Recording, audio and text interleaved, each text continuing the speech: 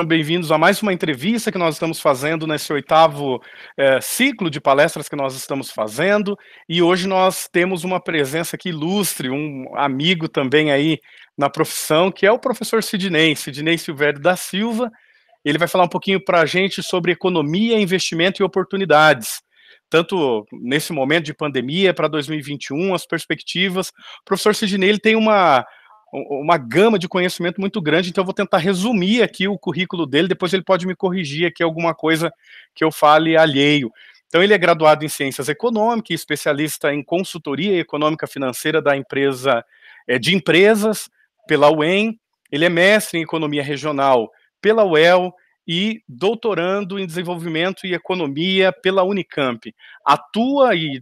Já atuou e atua também no mercado como presidente da Associação de Funcionários ali da UEM, eu sei que ele faz parte ali também da AFUEM, diretor de serviços industriais também da UEM, ele é trader profissional, negociando ali com ativos do B3, que é a Bolsa de Valores, que muitos de vocês provavelmente já conhecem, já fizemos visita técnica e tudo mais, já coordenou o curso de economia aqui do Centro Universidade Cidade Verde, ministra e ministrou aulas também na UniFCV, na UEM, no Unicesumar, no Unespar, também no Grupo Educacional Rema, ele já é escritor de livros, e ele trabalha também com o pessoal da pós-graduação, é conteudista do ENAD, do INEP e MEC, parecerista de revistas, de algumas revistas aqui no Brasil, consultor econômico-financeiro na elaboração de planos, diretores e de habitação, e é diretor financeiro também da Enterprise Consultoria e Treinamentos Limitada. O professor Sidney é um grande parceiro nosso, eu tenho certeza que a experiência que ele tem vai poder nos contribuir muito para que você aprenda um pouquinho mais sobre economia, sobre o mercado de trabalho. Ele, obviamente, não é só para economistas, mas quem está aí na área da gestão, da administração, da contabilidade, vai aproveitar bastante a fala dele. Professor Sidney, a palavra é tua, muito obrigado aí pela sua entrevista. Professor Alex, eu que agradeço a oportunidade de estar falando novamente aí a família do Centro Universitário Cidade Verde, né? Trabalhei durante quase 10 anos e quem sabe depois do doutorado a gente possa fazer um bem bolado, né, professor? E voltar aí ativa na graduação. Com certeza, eu tenho certeza que as portas estão abertas, o pessoal gosta muito do professor. Show de bola. Bom, para a minha fala, tentando comentar sobre os 3 tópicos que você elencou, eu preparei alguns slides bem objetivos, eu vou carregar aqui e vou pautar a minha fala em cima desses slides, que eu acredito que acaba ajudando no entendimento, ok? Vamos lá. Ok, professor, fica à vontade. Até a nosso serviço. Assim que aparecer aqui, eu te aviso também. Ok.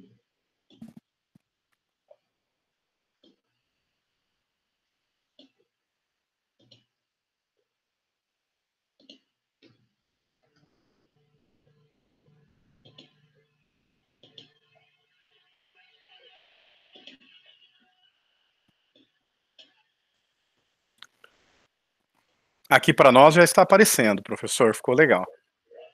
Então, vamos lá. Vou falar um pouquinho sobre economia 2020, 2021, investimentos e oportunidades para 2021. Eu quero começar com uma frase do economista Paul Samuelson. Ele diz que investir deve ser mais como ver a tinta secar ou assistir a grama crescer. Se você quer a adrenalina, pegue seu dinheiro e vá para Las Vegas. Então, como a gente vai falar um pouquinho de economia e investimentos, então é bom já de cara a gente separar aquilo que de fato é investimento do que são apostas especulativas. A galera muitas vezes confunde uma coisa com outra e acaba fazendo parte das estatísticas da Bolsa Brasileira, né? Para essas apostas especulativas, de cada 100 brasileiros, 91 perde dinheiro, quebra a banca diariamente e desenvolve traumas psicológicos. Então, operações de day trade, pessoal, são operações, mesmo que seja no mercado à vista, são operações especulativas. Assim como o mercado de futuros, como mini índice, mini dólar, opções de ações, contratos cheios de índice, contratos cheios de dólar, que são aquelas propagandas que invadem as nossas redes sociais. Você começa a pesquisar sobre bolsa de valores e começam aquelas propagandas que você vai ganhar R$ 1.000 por dia, R$ 2.000 por dia, que você vai ficar milionário em um mês. Tudo isso é ilusão. Quando você faz day trade, ou quando você mexe com estes produtos, qual que é a probabilidade? A probabilidade de você ganhar é 1 e de você perder é 9. Então, a relação é 1 para 9. É uma loucura. E, no entanto, as pessoas acabam desenvolvendo um gosto pela coisa como se fosse, de fato, cassino. Por isso eu começo com essa frase do Paul Samuelson. Se você quer adrenalina, vá para Las Vegas, fazer férias e, de repente, tentar aí, de fato, ficar milionário. Eu costumo brincar que é mais fácil você ganhar na Mega, apostando aí menos de R$ 10, do que ficar milionário com produtos especulativos. Produto especulativo é todo aquele que você pode perder 100% do capital e ainda ficar devendo taxas para a corretora, para os bancos e para a Bolsa de Valores. Quando a gente fala em investimento, é aquela ideia da agricultura, é você plantar e depois de um tempo você ter a colheita. Então você preserva o capital e tem a possibilidade de um ganho. Aí você terá a renda fixa, que mais à frente eu vou falar um pouquinho disso, e você terá, na renda variável, ações, ETFs, BDRs, que são a possibilidade de você investir no Facebook, no Google, na Amazon, McDonald's, Alibaba e outros, via Bolsa de Valores brasileira, que foi liberado essa semana. Então, hoje, com R$ 100, por exemplo, você consegue comprar uma ação, por exemplo, do Facebook, do Google. Agora, da Amazon, aí você precisa de R$ 9.000. Uma ação da Amazon, ela vale R$ 9.000, ok? Então, são possibilidades de investimento. E quando a gente fala em investimento, é como ver a tinta secar ou a grama crescer, ou seja, é médio e longo prazo. O imediatismo é terrível, ele acaba ceifando as finanças de muitas pessoas quando engorda o olho ou de uma forma gananciosa, acaba se alavancando muito, porque a Bolsa criou mecanismos de alavancagem. A pessoa com R$ 300, ela consegue carregar 10 mini contratos de índice, que é o equivalente a mais de R$ 200.000. É surreal, mas é isso mesmo. Com R$ 250, você carrega mais de 200 mil. Isso significa que se você entrou na operação e o mercado foi contra, em 1 minuto você perdeu os trezentão, ficou devendo taxas, emolumentos, registros, ok? Então vamos avançar aqui para a gente exemplificar melhor. Bom, o mercado financeiro ele tem uma aderência muito grande com a macroeconomia, que é a conjuntura da nossa economia para 2020. Então, no começo do ano, a gente tinha um cenário, logo quando explodiu a Covid-19, que a nossa economia ela ia encolher de 5% a 10%. Semana passada, o Paulo Guedes veio e falou, olha, pessoal, as coisas melhoraram, e agora a previsão é encolher só 4%. Mas já melhorou. O nível de emprego melhorou, o desemprego diminuiu. Claro, não é nada comparado antes da pandemia, mas a melhora ela está um pouquinho mais rápida. E quando a gente fala de economia, a gente precisa olhar 3 perninhas do tripé macroeconômico. Então, você tem câmbio flutuante, que é a meta cambial, você tem a meta de inflação, que está relacionada à política monetária, e você tem a meta fiscal, que está relacionada à política fiscal. Então, as 3 principais políticas econômicas que o Banco Central e o governo federal atuam para controlar a inflação, fazer a economia crescer, gerar emprego e renda, são essas 3. Então, rapidamente eu vou passar por elas, começando pelo câmbio flutuante, que foi implantado em janeiro de 99, está em vigor até hoje. Este gráfico ele mostra a taxa de câmbio, o real em relação ao dólar, de janeiro de 2017 até agora, outubro de 2020. Então, perceba que a nossa taxa de câmbio ela sai de R$3 e bate quase a 6. Essa semana tem fechado em torno de 5,50, 5,60, em razão do agravamento da Covid-19 na Europa, eleições nos Estados Unidos e alguns resultados de balanços de empresas brasileiras que saíram essa semana. Então, perceba que a taxa de câmbio ela está desfavorável à importação, por isso que nós tivemos choque de oferta, nós tivemos problemas de abastecimento, trigo, que impacta no pão francês, óleo, arroz, feijão, Por quê? Com a taxa de câmbio desfavorável a importar, mas favorável a exportar, os produtores de arroz, feijão, eles estão preferindo exportar do que vender internamente. E aí nós tivemos simultaneamente um choque de oferta e um choque de demanda para o nosso setor, e prejudicando a segurança alimentar do país, ok? O arroz bate quase R$60 em algum momento aí ao longo de 2020. Então, você sai aí de R$12, R$13, um pacote de 5 quilos, para 60. Isso é muito forte. E uma das causas é o câmbio, tá certo? Então, o câmbio desfavorável, ou seja, o câmbio depreciado e muito, ele favorece as exportações e prejudica os importadores. Então, todos os insumos produtivos foram prejudicados e o empresário é obrigado a repassar parte desse custo de produção ao consumidor. Então, nós sofremos com isso. Nós temos também a meta inflacionária, que é a gestão de política monetária. Então, o Banco Central, ele tem uma meta em 4% e as bandas, né? Pode flutuar mais ou menos 2%. Então, entre 2 e 6%, se o IPCA ficar entre esse limite inferior e superior, nós vamos dizer que o Banco Central atingiu a meta. A inflação, quando você olha, ó, de janeiro de 2017 até agora também, esse dado vai até setembro, né? Em outubro, aumentou um pouco o IPCA, ele passou de 3%, 3,14%. Mas observa que até o começo do ano, a inflação, tanto ao consumidor, como o índice geral, que reajusta o aluguel, que reajusta terrenos, energia elétrica, saneamento, etc., estava mais ou menos estabilizados, ancorados e próximo do outro.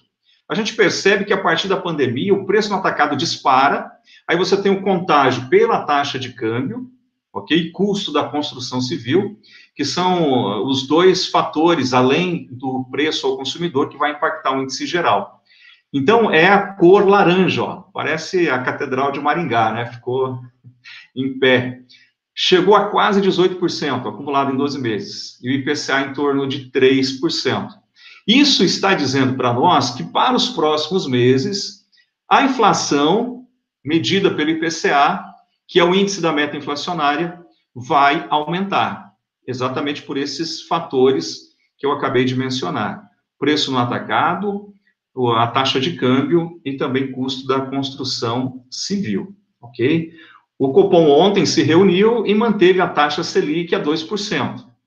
E sinalizou que, possivelmente, até o final do ano que vem, a gente vai sofrer com o nível de atividade econômica, e a ideia é manter essa taxa a 2%. Porém, se esse índice de inflação, o IPCA, ele começar a ir para 4, 5, 6, o mecanismo que o Banco Central usa é subir juros. Então, a Selic, possivelmente, contrariando a previsão do Banco Central, não acredito que isso vai se manter até final de 2021, a Selic começa a ser aumentada para controlar a inflação, que possivelmente ela começa a acelerar aí para os próximos meses. Não digo que vá superar o limite superior de 6%, vai ficar ainda dentro daquilo que está estabelecido.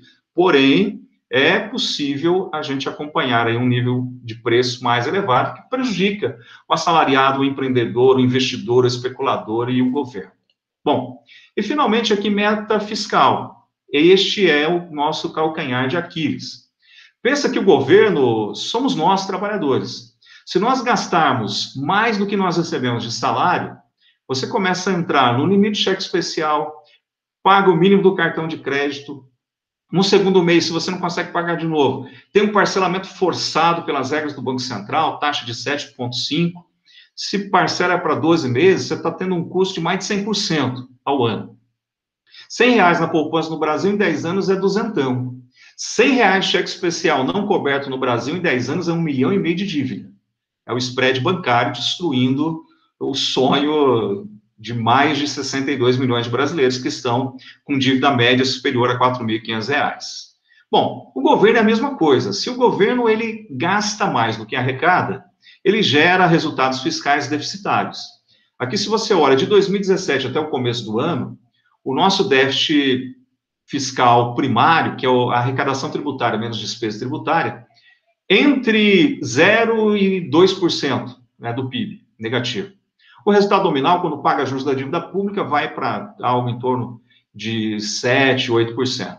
Com a pandemia, o governo precisou salvar os trabalhadores assalariados e precisou salvar empresas.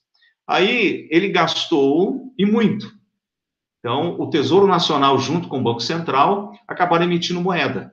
Essa emissão de moeda, num primeiro momento, ela cobriu este rombo, este buraco negro gerado pela Covid-19. E não tem nada de errado nisso, deveria ser feito isso mesmo. Mas, a partir de agora, o governo ele não pode manter gastos elevados, superando as receitas de forma exponencial. Ele precisa manter os tetos, ele precisa manter uma responsabilidade fiscal para que nós tenhamos o selo de bom pagador, ajuda a ancorar, estabilizar o sentimento dos consumidores, dos empresários e do mercado financeiro, principalmente, tá certo? Mas das três pernas do tripé macroeconômico, este daqui é o que a gente tem mais dificuldade. E, obviamente, pode ser diluído ao longo do tempo. A economia voltando a crescer, a relação dívida pública-PIB, ela tende a se estabilizar. E aqui um retrato da economia, né? As 10 maiores economias do mundo. Então, você tem PIB em trilhões de dólares, a variação em 12 meses do último trimestre, taxa de desemprego e a dívida pública em proporção do PIB. Se você olhar, só a China ela cresce. Então, nos últimos 12 meses, 3,2, no último trimestre, 11,5. Todas as outras economias encolheram. E, possivelmente, a taxa, em 2020, só será positiva para a China. Então, Estados Unidos, mais de 21 trilhões é a riqueza deles, China, 14,3. O Brasil é a nona economia do mundo, 1,840 trilhões de dólares. Quando a gente olha a taxa de desemprego, o Brasil tem a maior taxa entre as 10 maiores economias. Em segundo está o Canadá, depois Itália, em quarto Estados Unidos. A dívida pública, o Japão é o maior devedor do mundo, 236,6% do PIB. Mas você não escuta ninguém falando que o Japão está quebrado, que o Japão precisa fazer ajuste fiscal. Por quê? O juro no Japão é negativo, pessoal.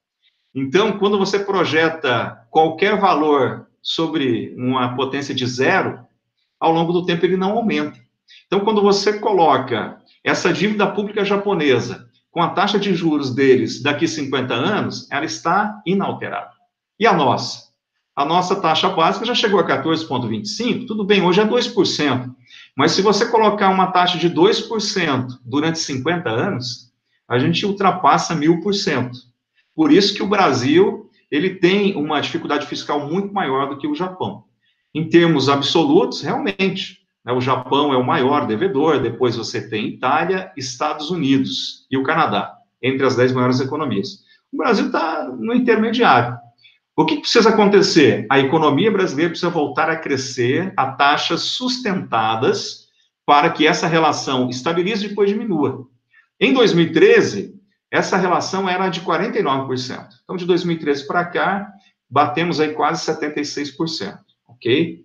Bom, em relação à economia, é isso. Agora, de forma objetiva e sucinta, eu vou falar sobre investimento. Não é especulação, ok? Então, esqueça day trade, esqueça derivativos, seja derivativo de índice, de dólar, de opções, ou até mesmo aquilo que a galera abre aí na option, isso, né? IK Option, que é uma corretora do estrangeiro e as pessoas ficam brincando com opções binárias. Aí a pessoa vai de 2 em 2 reais, ganha trezentão. Eu já fiz isso, tá? Eu confesso. Numas férias minhas, fiz isso. De 2 em 2 reais, eu ganhei trezentão. Era 2h30 da madrugada, eu falei, bom, agora eu vou apostar tudo. Peguei os trezentão que eu ganhei, apostei numa opção que ia vencer em 1 minuto, e o que aconteceu em 1 minuto? Perdi os meus trezentão. Aí eu tinha uma garantia de 500, né? Eu falei, é impossível, né? Eu não vou dormir agora com esse prejuízo. Aí coloquei os quinhentão numa opção que ia vencer em 5 minutos. Em 5 minutos, o mercado foi contra, eu perdi quinhentão. Quinhentão mais 300 que eu tinha ganho, 800. Aí eu abandonei de vez. Falei, não vou brincar mais com isso. O dia que eu quiser brincar com um jogo de azar, eu vou jogar na Mega Sena, né? Vai que acontece aí uma situação inusitada e e a gente fica milionário, né? Vamos sorrir à toa, porque o dinheiro traz felicidade, galera. Boa alimentação, vestuário, plano de saúde, odontológico, essa história que o dinheiro não traz felicidade é meio que hipocrisia, no meu entendimento, né? Mas se você acha que é verdadeiro, depois aí, professor Alex, eu vou deixar o número da conta, né? O aluno que acha que isso não procede, transfere o dinheiro, que eu vou ficar muito triste. Já vou deixar o número de 2 contas, a minha e a sua, então. Vamos lá. Bom, galera, mas em termos de investimento, né, renda fixa, perfil conservador, ok? Então, você tem produtos pré-fixados, hoje são os melhores. Ah, eu não entendo nada de investimento. Você não precisa entender, deixa a tecnologia te ajudar. Você vai pegar o seu celular, seja no Android ou iOS da Apple, e você vai fazer a instalação de um aplicativo chamado Renda Fixa.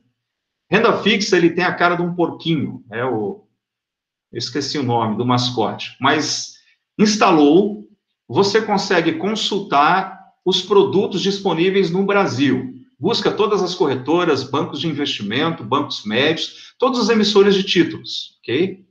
Bom, hoje os pré-fixados estão pagando de 8% a 13% ao ano, lembrando que a poupança é 1,4%, tá certo? Este aplicativo vai mostrar para você os CDBs, o RDBs e letras de câmbio, de 8% a 13%, tem garantia do Fundo Garantidor de Crédito. Se o emissor quebrar, até R$250 mil está coberto por este fundo, ok? Bom, quer um produto isento de imposto de renda, LCI e LCA. Lá no Renda Fixa ele vai mostrar também os melhores produtos para você. Lembrando que LCI e LCA tem garantia do FGC. Os únicos produtos que não tem aqui do curto prazo e do médio prazo são os certificados recebíveis imobiliários, o CRI e o CRA, certificado recebível do agronegócio. São isentos de imposto de renda, mas não há garantia do FGC, ok? E ainda no curto prazo tem a conta remunerada, por exemplo. Eu consigo poupar 50, 100, 150 reais por mês. Usa a Nuconta, tá? O Nubank, todo o dinheiro depositado nesta conta corrente paga 100% da taxa CDI. Seria o equivalente a você investir no Tesouro Selic, que vai dar, mesmo em taxa baixa, de 15% a mais, já descontado imposto de renda, em relação à caderneta de poupança, ok? Então, essa sopa de letrinhas, você não precisa entender nada. É tudo título de dívida. Você tem dívida pública, Tesouro Selic, Tesouro Prefixado e Tesouro IPCA. Você tem dívida privada, CDBs, RDBs, letras de câmbio, CRI, CRA, LCI, LCA. E você tem título corporativo, que são as debêntures. Independente do tipo de dívida, eles são de 3 possibilidades: pré-fixados, podem ser pós-fixados, que acompanha a taxa CDI ou acompanha a taxa Selic, ou híbridos, que vão ter um componente fixo, por exemplo, 4%, mais o IPCA, que é a inflação, que é o Tesouro IPCA que está colocado aí no longo prazo. Por que no longo prazo? Porque no longo prazo teremos inflação. Então, no longo prazo, o dragãozinho será alimentado ao longo do tempo e vai ter um IPCA 5, 6, 7, 8%.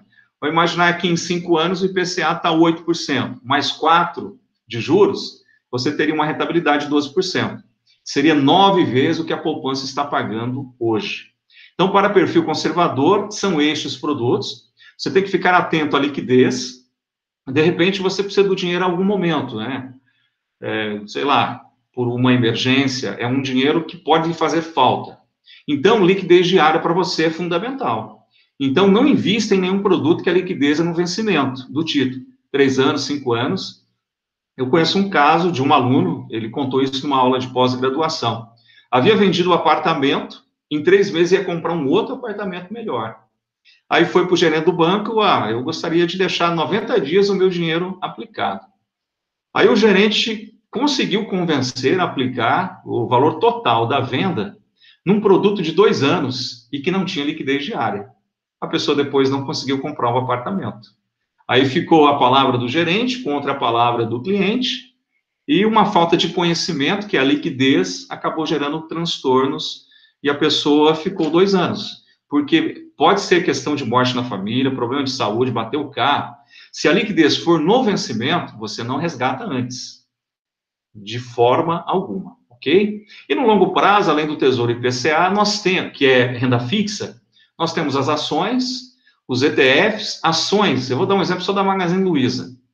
Quem investiu na Magazine Luiza em janeiro de 2016, R$1, claro que R$1 não dava para comprar, né? Só transformando em padrão de comparação.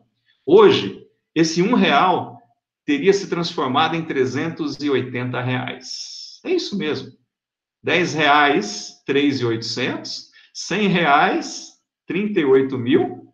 R$1.000, 380 mil. R$10.000, 3.800.000. É surreal. Mas em 2016, Magazine Luiza valorizou mais de 500%, em 2017, mais de 500%, 18, 19 e 20, mesmo na pandemia, mais de 100%. Ok? Então, ações, você precisa olhar os fundamentos.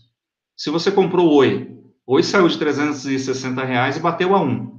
Foi o caminho inverso. Empresas do Ike Batista, tudo que termina com X ali, Oja X, mesmo que tenha mudado o nome, são papéis que não têm fundamentos econômicos. E existem vários micos na nossa bolsa. Então, você precisa comprar, se for mexer com ações, tem que ter um certo conhecimento, perfil arrojado, agressivo. Quem for para a renda variável, eu sugiro os ETFs. Você pode comprar BOVA11, que segue o Ibovespa. Você pode comprar IVVB11, que segue o SP500. Em outra instituição de ensino, ministrando a administração financeira, nós criamos laboratório de bolsa de valores. Eu quero aprender e investir. E vários alunos seguiram as orientações no início do laboratório. Então, eles compraram o IVVB11 numa faixa de R$170. E semana passada chegou a 215. Teve aluno que socou R$10.000 nisso e estava com um sorriso de orelha a orelha, né? Ganhou uma grana bacana. Os BDRs são as possibilidades. Recibo de depósito é tipo ação de empresa estrangeira que você consegue comprar via Bolsa Brasileira. Aí você tem as principais empresas americanas, da China, Japão e da Europa. Eu vou dar só um exemplo da Amazon, que eu fiquei assim, muito, digamos, pasmo, quando eu olhei o preço de uma ação da Amazon, em torno de R$9.000. Só que eu olhei que em março estava valendo 3.000 com a pandemia. Ó, de março até agora, 29 de outubro, saiu de 3.000 e bateu a 9.000, uma ação.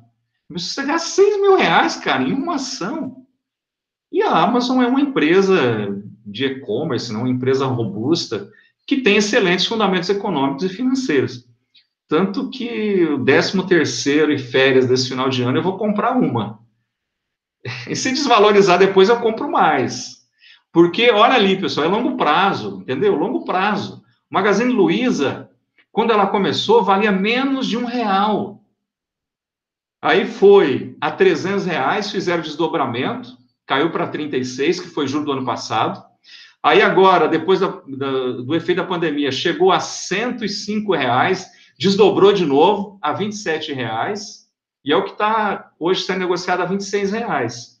Bom, quem comprou lá atrás teve um ganho extraordinário. Sempre será assim? Não sei, o futuro é incerto. Na renda variável a gente não pode garantir nada, tá certo? E a outra opção são os fundos de investimento imobiliário, que você tem a valorização da cota e ganha o aluguel mensalmente. Eu vou te dar um exemplo. Se você tivesse hoje R$1 milhão em fundo imobiliário de fundamento econômico sólido, sabe quanto que você estaria recebendo de aluguel por mês, professor Alex? 10.000. Renda passiva. Então, isso significa que 100.000 você estaria recebendo R$1.000 por mês, que seria já um aluguel mesmo, né, de um imóvel, comparado aí com um imóvel físico, tá certo?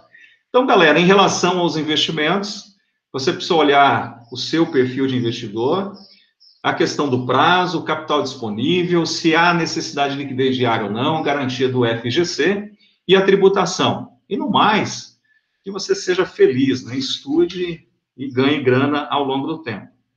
E o terceiro tópico, para encerrar, né, professor Alex, eu acho que já deu tempo, né? Os 30 minutinhos já foram. É muito conteúdo, né? O professor tem muito conteúdo. Faltam exatamente 5 minutinhos, professor, para dar o tempo aí das nossas gravações. Vamos lá, então. Então, galera, a questão da conjuntura macroeconômica, a gente já mostrou naquele retrato das 10 maiores economias.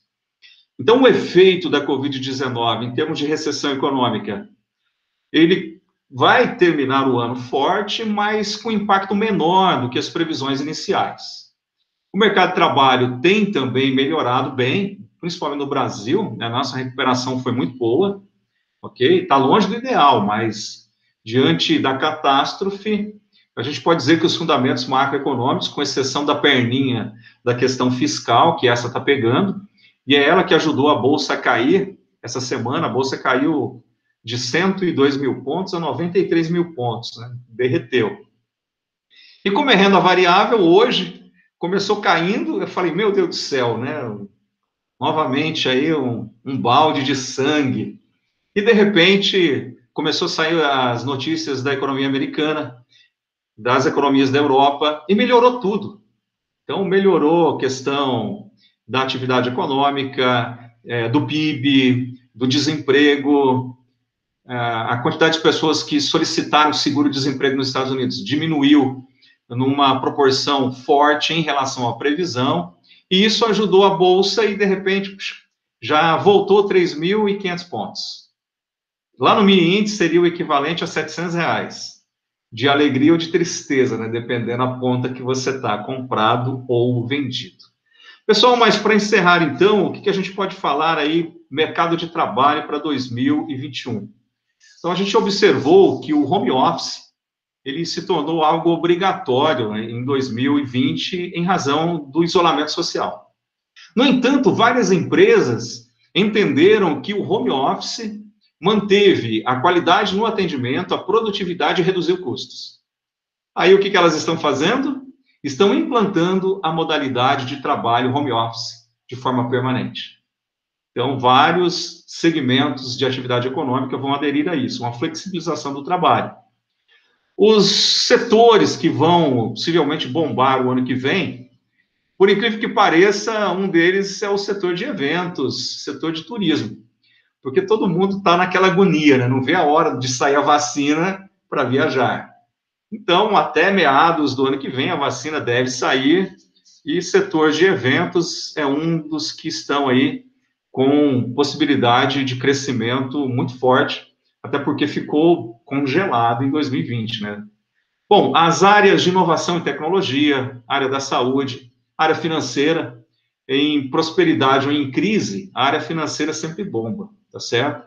E marketing, a área jurídica e também construção civil, porque com a retomada da atividade econômica, a construção civil, seja pessoas físicas ou até mesmo apartamentos, né, ou questões de shoppings, os supermercados que venderam muito, né, nós temos uma rede Maringá muito grande, que está construindo em várias regiões, né, em várias áreas, vários bairros da cidade. Então, construção civil já, a partir dos 2 últimos meses, começou a bombar e deve seguir em 2021 também. Mas na área de gestão, é a questão da tecnologia da informação, então bacharelado em informática, análise e desenvolvimento de sistemas, área de marketing, finanças e a área jurídica, né? Vários contratos estão sendo revistos, né, professor Alex? E os advogados, eu acho que, mesmo trabalhando em casa, eles estão felizes, né? Aumentou muito também a demanda, porque a pandemia, ela otimizou o nível de litígios, sejam empresariais, pessoas físicas, pessoas jurídicas, e até mesmo entre as esferas governamentais. Bom, pessoal, economia, mercado financeiro, investimentos e mercado de trabalho, eu acho que seria isso que eu preparei para vocês. Professor Alex, mais algum questionamento? Excelente, eu acho que a tua fala foi muito boa, muito pontual, acho que é isso que a gente precisava nesse momento, e você trouxe assim de uma forma bem dinâmica para leigos também entenderem, muito bom. Professor, antes do senhor dar a tua palavra final, fala um pouquinho para a gente, porque o pessoal tem bastante dúvida, ó, a questão do home office, que a minha cachorrinha está aqui latindo aqui do meu lado e eu tô tentando fazer a entrevista. A minha também, eu estava numa aula ao vivo segunda-feira, E a minha cachorra invadiu aqui o escritório, rapaz, começou a latir, daí o cachorro do vizinho começou a É, lamber. daí. E aqui tem duas, mas só uma aqui, ó. Só uma que quer participar. Vai deitar lá, vai. Olha só. Então, uma pergunta que o pessoal sempre faz para a gente da área da administração, da área de gestão, é porque a gente teve uma crise, né, que a gente se lembra e é histórica, pensar em 29, 30, e depois, claro, consequentemente, nos outros anos, a gente teve aí um impacto muito grande mundialmente. E as pessoas, no começo dessa pandemia, até meados ali de junho, julho, as pessoas comentavam bastante, porque a crise vai ser semelhante a 29, a 30. O que o professor tem a dizer, como economista, experiente na área, o que o senhor tem a dizer a partir do ano que vem, em comparação com 30, 29, sendo 2021 agora, também passando por uma crise mundial financeira por causa da pandemia? Bom, vamos lá. 29, ela começa com a quebra da Bolsa Americana, na quinta-feira negra. E, na sequência, a gente entra numa recessão econômica que persiste durante vários anos. E uma das causas é a superprodução. Os economistas daquela época, eles imaginavam que era assim, você tem uma ideia, você produzia o produto ou colocava a prestação de serviço e sempre alguém ia comprar. Não tinha estudo de mercado, não tinha PDN, ninguém olhava a demanda, olhava só a oferta. Tanto que no Brasil a gente tinha uma monocultura, café, e o principal produto nosso, o que aconteceu? A superprodução era tão absurda no Brasil e no mundo que o preço do café ficou a preço de banana, uma linguagem comum. Tanto que aqui a gente erradicou pés, milhares e milhares de pés, e o IBC, Instituto Brasileiro do Café, ele destruiu toneladas e toneladas de grãos para tentar diminuir o excesso de oferta para mexer no preço. Deu o exemplo do Brasil, mas aí você projeta isso para o mundo todo. Todas as economias olhava o lado da oferta, produzia. Aí você gerou um excesso de oferta gigantesco. Após a quebra da Bolsa dos Estados Unidos, o desemprego vem forte. Aí você tem oferta abundante e pessoas sem dinheiro para comprar. Aí você teve, simultaneamente, choque de oferta e choque de demanda, só que foi arrastado por vários anos. Até que o economista Keynes, ele traz uma solução para a época. Hoje ele é criticado porque as pessoas fazem uma leitura equivocada dele. No entanto, naquela época, a solução foi show de bola, que é olhar a economia pelo lado da demanda. Aí o Keynes falou, olha, não é só produzir, alguém vai comprar. Não, você tem que ter um público-alvo e você vai produzir se houver interessados com dinheiro para comprar o seu produto. E aí ele diz o seguinte, num primeiro momento, as empresas estão quebradas, os consumidores não têm renda. Então, há um único agente econômico capaz de dar um start para o ciclo econômico de prosperidade, que é o governo. E aí ele foi entrevistado num jornal londrino, e o jornalista perguntou o que daria para fazer. Ele pegou e falou, é simples, o governo vai pagar você para fazer um buraco, e vai me pagar para jogar terra nesse buraco. Você teve renda, eu tenho renda. E aí, obviamente, que a renda de um vai ser, do outro lado, a despesa do outro. E aí ele determina o princípio da demanda efetiva. E, de fato, foi o que starta o ciclo econômico novamente. Aí hoje as pessoas falam assim, não, o Keynes falou que a gente tem que gastar mais do que arrecada. Não, ele não ensinou isso. Ele disse que em momentos de grande depressão econômica, igual aconteceu em 2020, igual aconteceu lá no século passado, é só o governo que pode, porque ele tem o Banco Central e ele tem o Tesouro Nacional na mão, tá certo? Bom, a crise de 2020, ela foi forte, só que ela é algo que assim que sair vacina, você volta à normalidade. Não é que as empresas estavam quebradas, que as pessoas estavam sem renda, que os governos estavam estraçalhados. Não tem nada dos requintes lá do século passado. Então, ela foi algo mais pontual. 2020 realmente foi terrível, mas saindo vacina, as coisas voltam à normalidade em até 2023, assim. Todos os analistas internos e externos fazem essa aposta. Mais recente, 2008, a gente também teve uma crise, essa sim se arrastou por mais anos, ela foi muito mais parecida com a de 2029 do que essa da Covid-19, tá certo? Mas cada uma tem o seu momento histórico, né? Que você olha os meios de comunicação, que são totalmente diferentes, você olha a questão da integração financeira, que é totalmente diferente, e o número de habitantes, né? Lá para aquela época e para agora. Aí a gente precisa também trazer o fato histórico, né? O momento histórico, para não ficar numa análise fria só de números e de dados econômicos. Beleza, professor Interessante. Alex? Segue aí. Interessante, professor. Eu acho que muito claro, muito objetivo. Se o senhor puder ir tirando a apresentação ainda ali dos slides, para eu Ah, encerrar, aí só interromper ali a apresentação. saiu? Ainda não. É lá no Meet, né? Tem que ir lá no Meet e clicar lá para encerrar a apresentação, encerrar o compartilhamento de tela. Eu não consegui encerrar por aqui. Aí, agora sim. Professor, quero agradecer imensamente. É muito conteúdo, muito gostoso te ouvir. Dá para passar aqui umas 2 horas ouvindo e fazendo perguntas, né? Prospecção, quais os tipos de investimento para 2021. A gente aprende. Tá travando, professor.